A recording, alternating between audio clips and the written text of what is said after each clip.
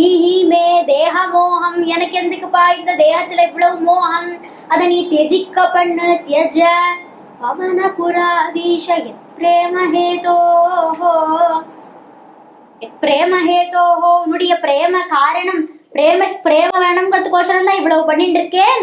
அதனால கேஹே வித்தே கலத்ரா திஷ்ட விவசிதா, கொஞ்ச நாள் வீடு வீடுன்னு போயிடுறது, கொஞ்ச நாள் பணம்னு போயிடுறது, கொஞ்ச நாள் ஏதோ சொந்த பந்தங்கள்னு போயிட்டே இருக்கு. அப்படி போயிட்டே இருக்கு, ஜென்மாவே அப்படி முடிஞ்சு போயிடுறது.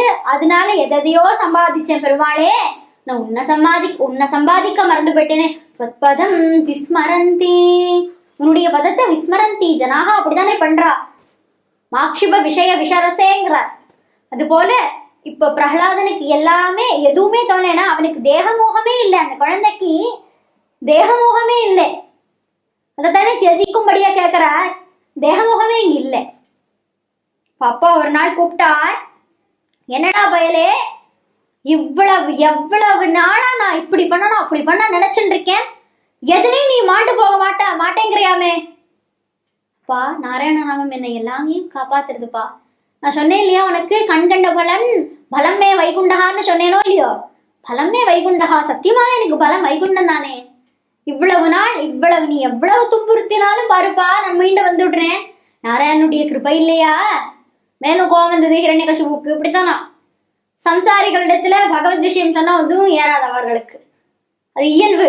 ஒருத்தரை நமக்கு பிடிக்காதுன்னு நம்ம தீர்மானம் பண்ணினோமே, ஆனால் அவர்கள் எவ்வளவு நல்லது பண்ணாலும் அது நமக்கு கண்டு தெரியாது. ஆனா ஒருத்தரை நமக்கு பிடிக்கும்னு வச்சுப்போமே, அவர் எவ்வளவு தப்பு பண்ணாலும் அதுல ஒரு நியாயம் இருக்கு. நமக்கு விவரிக்க ஒரு நியாயம் இருக்கு.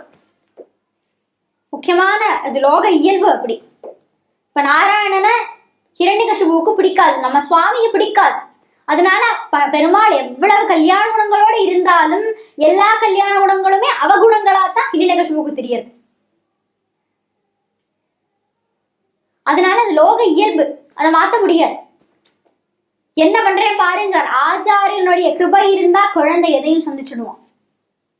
குழந்தை இல்ல, ஜீவாத்மாக்கள் ஆச்சாரியனுடைய கிருபை இருந்தா, பகவத் கிருபை இருந்தா எதையும் சாதிக்கலாம். எப்படின்னா ஒருத்தர் ஆச்சாரிய கிருபை உண்டு, பக்தி உண்டு, நல்ல பக்தி உண்டு. வாதகேசரி என்னும் பெயர், பூர்வாசிரமத்தில் என்ன பெயர் அடியனுக்கு தெரியல, வாதகேசரி என்னும் பெயர் பெற்றவர். அவர் ஸ்ரீமத கலங்க பரிபூர்ண சசிகோட்டி ஸ்ரீதர மனோகர சடா படல கந்த பாலய கிருபாலய பவாம்புதி நிமக்னம் தைத்யவர கால நரசிம்ஹ நரசிம்ஹ நரசிம்ஹ நரசிம்ஹ. நரசிம்மாஷ்டகம் என்னும் திவ்ய அஷ்டகம், மங்களமான அஷ்டகம். அதை எழுதினவர். அவர் ஒரு நாள் ஆச்சாரியன் இல்லாத போது மற்ற சிஷ்யர்களை கூப்பிட்டு என்ன படிக்கிறேள் அப்படின்னு கேட்டார். அவள்லாம் கேள்வி பண்ணி சொன்னா, இவருக்கு ஒன்றும் தெரியாது, இவருக்கு ஞானமே இல்லை. அதனால இவர்கிட்ட சொன்னா, கேள்வி அடிச்சுன்னு சொன்னா, முசல கிசலயம் படிக்கிறோம். முசலம்னா உலக்கேன்னு அர்த்தம், கிசலயம்னா துளிர்னு அர்த்தம். முசல கிசலயம்னா உலக்க துளிர் படிக்க முடியுமா எங்கேயாவது? முசல கிசலயம் என்னும் கிரந்தம் படிக்கிறோம், உயர்வான கிரந்தம் அப்படின்னு சொல்லியிருக்கா. சுவாமி எவ்வளவோ. அதுக்கப்புறம் ஆச்சாரியன் 10 நிமிஷம் கழிச்சு ஆச்சாரியன் வரார். ஒரு சாதம் போடும்போது கேட்கிறார், சுவாமி எவ்வளவோ விஷயங்கள் அடியனுக்கு சொல்லி வச்சேள், இந்த முசல கிசலையம் மட்டும் சொல்லி வைக்காம போயிட்டேளே. எது முசல கிசலையமா? சிஷ்யர்கள்லாம் இப்பேற்பட்ட உயர்ந்த கிரந்தம் சொன்னா முசல கிசலையம் படிக்கிறோம் நாளே. அப்பா உனக்கு ஞானம் இல்லைங்கிறதுக்கோசரம் உன்னை எல்லாரும் கிண்டல் அடிச்சிருக்கா, கேலி பண்ணிருக்கா, பரிகாசம் பண்ணிருக்கா. ஒலக்கத்துளிர் என்பது அர்த்தம் அதுல எங்கேயாவது புஸ்தகம் இருக்குமா? உன்னை எல்லாரும் கேலி பண்ணிருக்காப்பான்னு சொன்னோடனே இவருக்கு வைராக்கியம் வந்து ஆச்சாரிய கிருபையால தன்னுடைய அந்திம காலத்துல எழுத ஆரம்பிச்சு ஆச்சாரிய கிருபையால அக்ஷராபியாசங்கள்லாம் பண்ணி ஏற்பட்ட மங்களாஷ்டகத்தை எழுதியிருக்கார். ஒரு நாள் அதுக்கப்புறமா 10 சிஷர்கள்லாம் இவரை கட்டாரம், என்ன பண்ணிட்டு இருக்கேன் சுவாமி, முசல கிசலயம் என்னும் கிரந்தம் எழுதிட்டு இருக்கேன்னு படிச்சு பாருன்னு கொடுத்தாராம். அப்பேற்பட்ட மகான் வாதகேசரி முனி. அப்போ ஆச்சாரிய கிருபை இருந்தா எதுவும் நடக்கும். முசல கிசலயம்ங்கிறதுக்கு யாதவ நாசத்தை எடுத்துட்டு முசல கிசலயத்துக்கு ஒரு பேசிக்கா கொடுத்து, ஒரு அடிப்படையா அதை கொடுத்து, அதுக்கு மேல முசல கிசலயம் என்னும் கிரந்தம் எழுதியிருக்காரு. அப்போ ஆச்சாரிய கிருபை இருந்தா எதுவும் நடக்கும். இதுதான் நடக்காது ஆச்சாரிய கிருபை. குருபலம் குருவான பலம்னு சொல்ற வழக்கம். குருபலம் ஹெவின்னு அர்த்தம் உண்டு. குருன்னா குருபலம் குருவான பலம்னு அர்த்தம். அப்போ இந்த முசலகிசலையும் என்னும் கிரந்தத்தை எழுதினார். ஆச்சாரிய கிருபை இல்லாதிருந்தால் எதுவும் நடக்காது. ஆச்சாரிய கிருபை இருந்தாதான் ஒரு ஜீவனுக்கு, ஒரு ஜீவாத்மா ஒரு பரமாத்மா இடத்துல போய் அடையிறது. அதுக்கு பகவத் கிருபையும் அவசியம். அவ்வளவுதான். ஒரு குருவையும் ஒரு ஆச்சாரியனும் பக்கத்துல நிறுத்தி வச்சு யார நீ முதல்ல சேவிப்பேன்னு கேட்டார். ஒரு மகான் சொன்னார், நான் குருவை தான் சேவிப்பேன். ஏன்னா எனக்கு பகவான் இவர் தான் சொல்லி கொடுத்தவர் அவர் தானே. அதனால நம்ம குருதான் முதல் படி, அதுக்கப்புறம் தான் பெருமாள். குரு பக்தி இல்லாது ஹரிபக்தி இல்லை.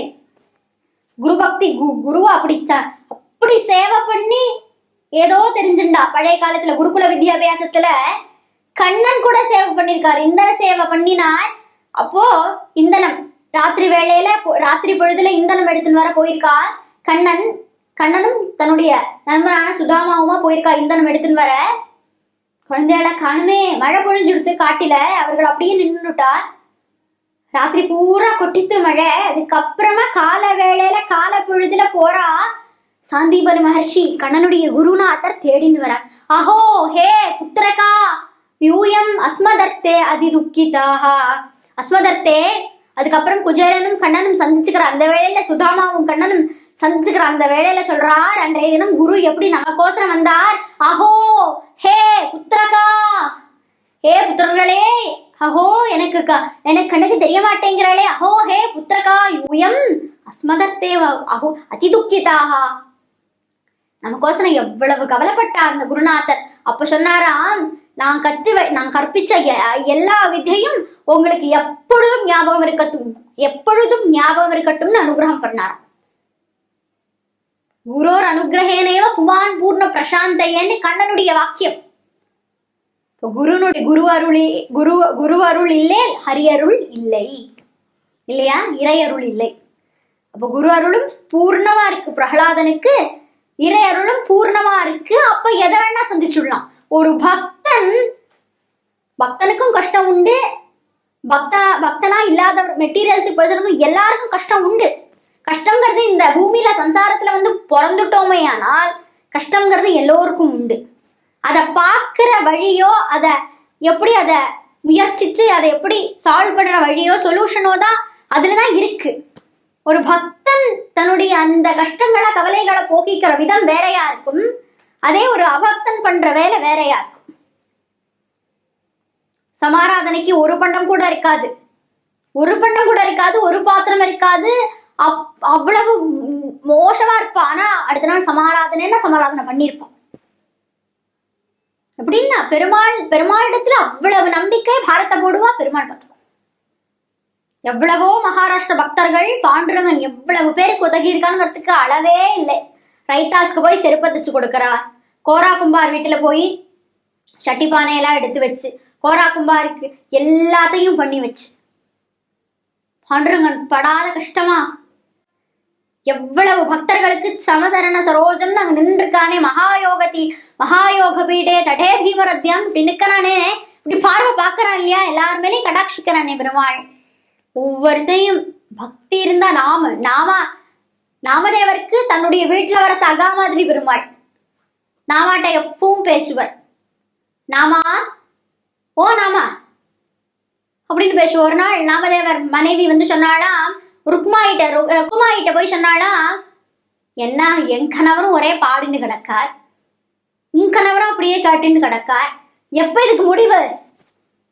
உம்ம கணவராவது பாடிந்தா இருக்கார். ருக்குமாயி சொன்னாலாம், உம்ம கணவராவது பாடிந்தா இருக்கார், என் மானத்தைய வாங்குற பெருமாள்.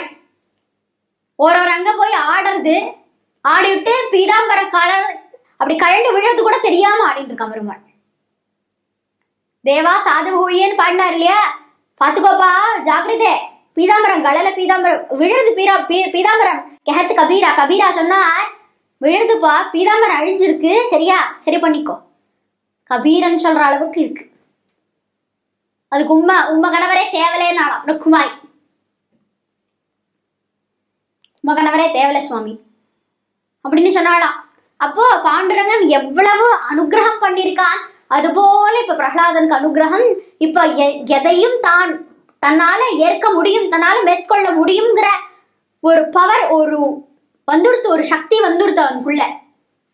இப்போ இப்படி வந்துடுத்தேனால் நிறைய பேர் தலையை தூக்குவானாம்.